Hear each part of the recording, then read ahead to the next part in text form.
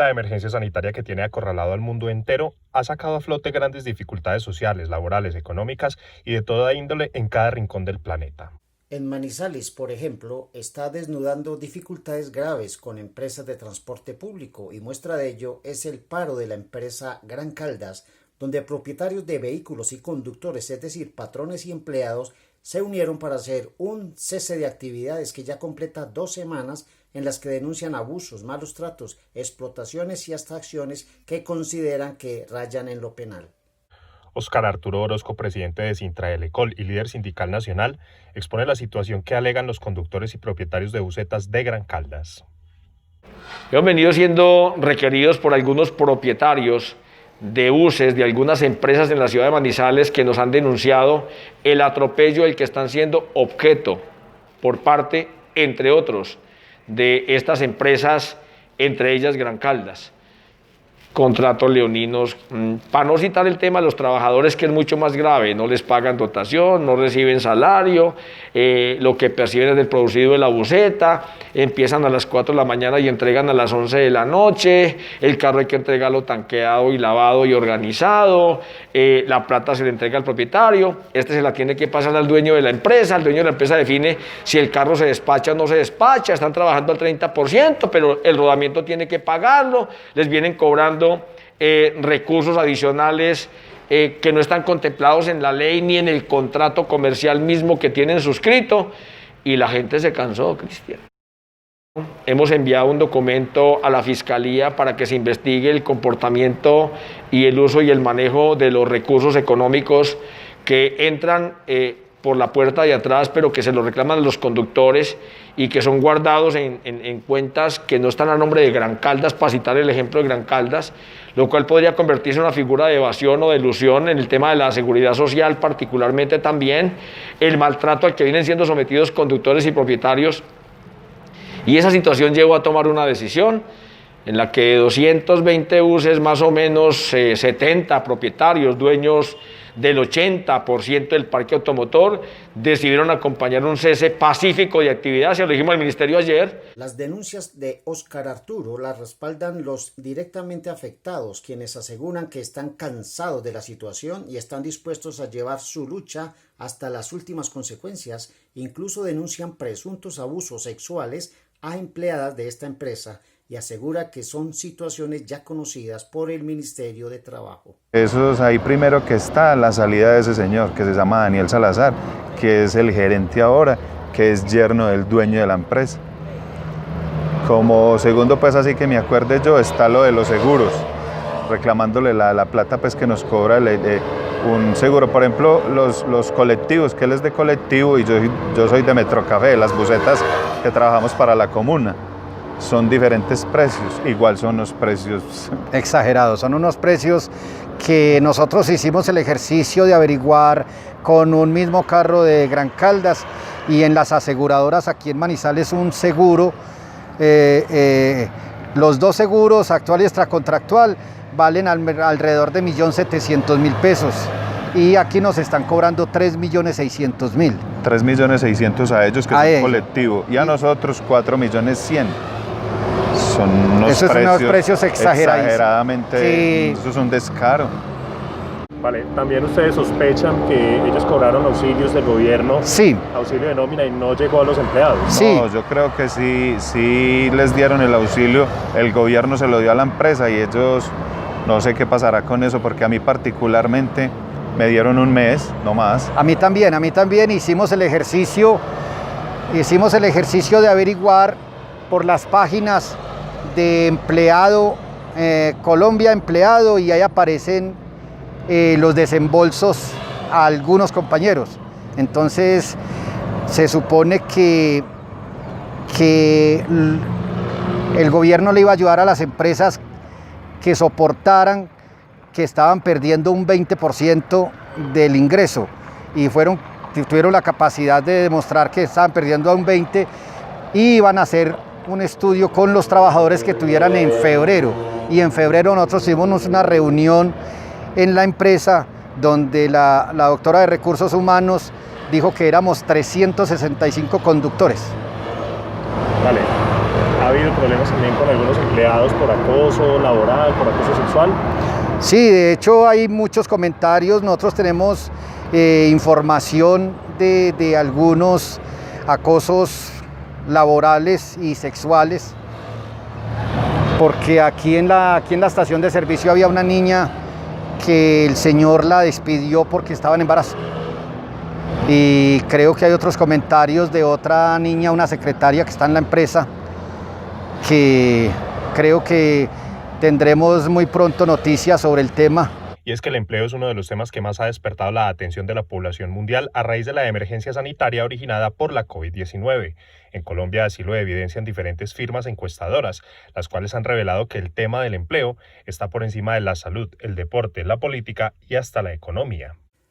Por otra parte, el tema es tan preocupante que la Organización de las Naciones Unidas, la ONU, asegura que son más de 400 millones los empleos que se han perdido en todo el planeta y que las más afectadas son las mujeres. Ese mismo informe habla de pérdidas de empleo a gran escala en meses venideros. En el país, el DANE informó a comienzos de septiembre que la tasa de desocupación llegó en julio al 20.2%, contra una de 10.7% el año pasado, es decir, más de 4,5 millones de personas sin trabajo. Manizales no es ajena a esta crisis. Las cifras del desempleo están por encima del 27% según el DANE, lo que indica que más de 55.000 personas están sin trabajo. El presidente de Sintraelecol y líder sindical nacional hace una descripción de lo que percibe sobre este tema a nivel país. No hemos conocido una propuesta de gobierno, ni a nivel nacional, ni departamental, ni municipal, que permita prever que Colombia realmente va a poder pasar en el corto plazo de la informalidad laboral a la formalidad laboral. Y mucho menos con propuestas como las que el gobierno ha venido implementando en el marco de la pandemia, como el decreto 1174, que aunque, como el gobierno lo ha dicho, en Colombia se permitía contratar por horas, lo que establece claramente el decreto es que además de contratar y pagar por horas, se puede pagar la seguridad social por horas. Esa en la práctica terminó siendo una reforma laboral y una reforma pensional, porque de lo que habla el decreto es que a usted le pueden pagar por debajo para salud y pensión del salario mínimo, y usted, en la medida en que sume muchos contratos en su vida laboral y aportes por horas, cuando cumpla los, de aquí a esa época serán los 70 años, el Estado mirará qué platica tiene ahorrada en un fondo privado y si le alcanza para que le devuelvan una cómoda cuota mensual de 100.000 pesos, a pesos de hoy, o 150.000 o 200.000 pesos, que es lo que el gobierno denomina el beneficio económico periódico. O sea, cómo el gobierno busca formalizar la actividad laboral a partir de la cotización al sistema de seguridad social, pero por debajo, nivela por abajo.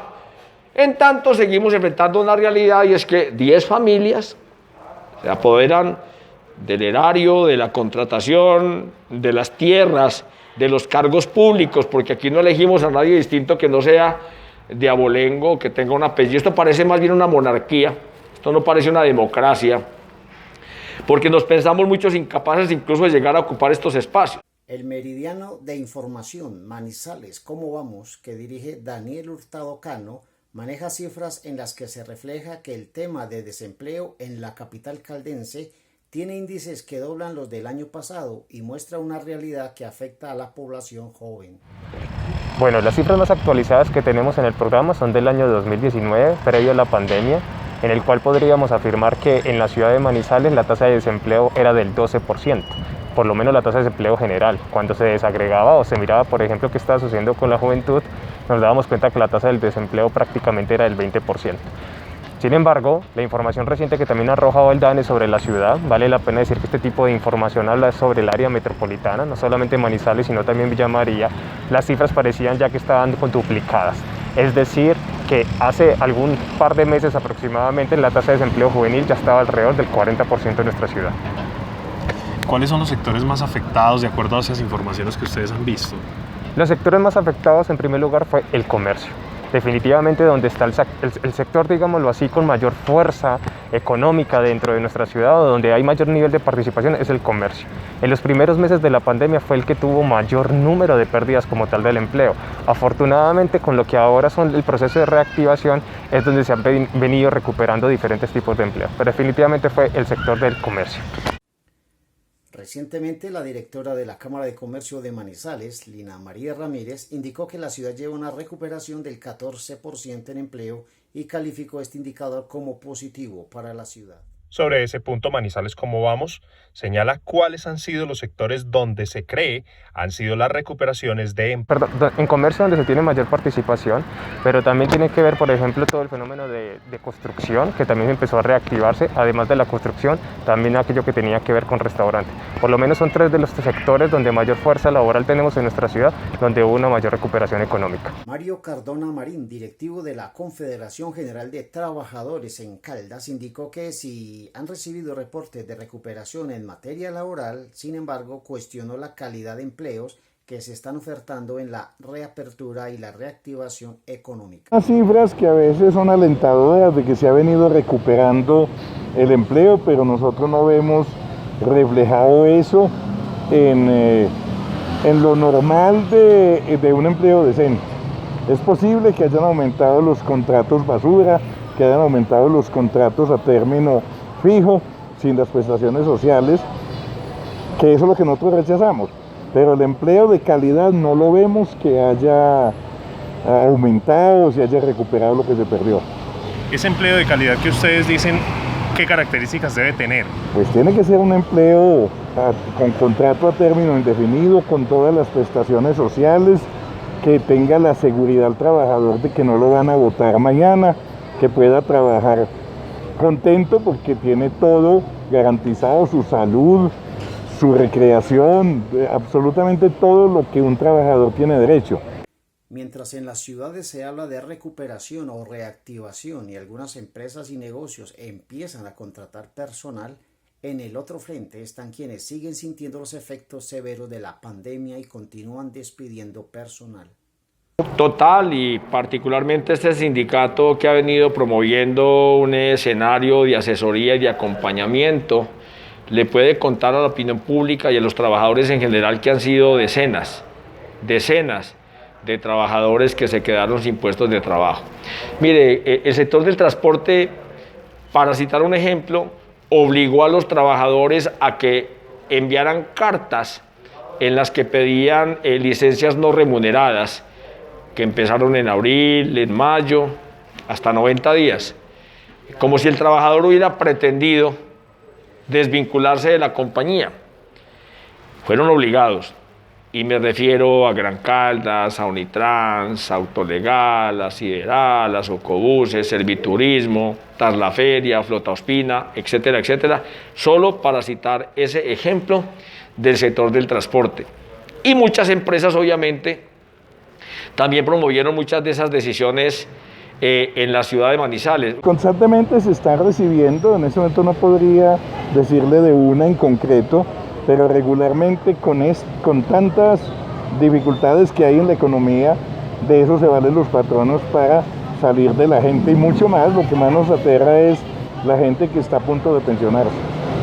Otro aspecto crítico en materia de empleo es el de los informales. Según un informe que emitió en marzo pasado el Observatorio del Trabajo de la Universidad de Manizales, señala que en la ciudad hay un índice importante que supera el 40% en informalidad. Este sector laboral subsiste del producido diario y durante el tiempo que han tenido que estar cesantes por el confinamiento no recibieron ayudas del orden nacional, regional ni tampoco local. Bueno, doña María Consuelo, ¿usted cuántos años lleva trabajando aquí en la esquina del Colegio Mayor de Nuestra Señora? 48 años. Bueno, ¿usted se ha dedicado siempre a eso o ha tenido otro trabajo? No, siempre ha sido al puestecito. Bueno, ¿y usted ha logrado alguna pensión o ha logrado alguna ayuda del gobierno? No, nunca he recibido nada. Es decir, que su única entrada es ¿cuál? El puestecito de dulces y ahora está muy duro por lo que los niños no estudian. ¿En esta pandemia cómo le ha ido? Muy, muy mal, demasiado de mal. ¿Por qué? Me vendo 5.000, 6.000 pesos en el día. ¿Y por qué ha estado tan difícil? Por lo que este puesto más es para los niños. Y los niños pues no están estudiando. Entonces la situación mía es muy dura, en demasiado de dura. ¿Y ha podido acceder a alguna de las ayudas del gobierno o de la alcaldía? No, ninguna ayuda tengo, no tengo sino el puestecito y con eso vivo. Y ahora la situación está muy dura. La educación no ha sido ajena a la crisis y tal vez este sector es uno de los que más duro la ha sorteado, pues tuvieron que transformar su metodología y adoptarla a la virtualidad, algo que según denuncian los docentes ha incrementado en más del doble sus horas laborales y ha perjudicado su salud. Así lo explica Víctor Hugo Acosta, integrante de Educal.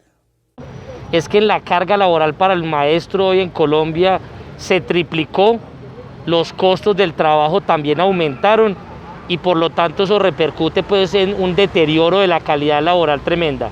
En lo que tiene que ver con los demás trabajadores del Estado, pues la ausencia de una renta básica, de un subsidio a las pequeñas y medianas empresas, un subsidio a la nómina, ha impedido que esas empresas puedan conservar sus trabajadores y eso ha repercutido que muchos hayan terminado desempleados.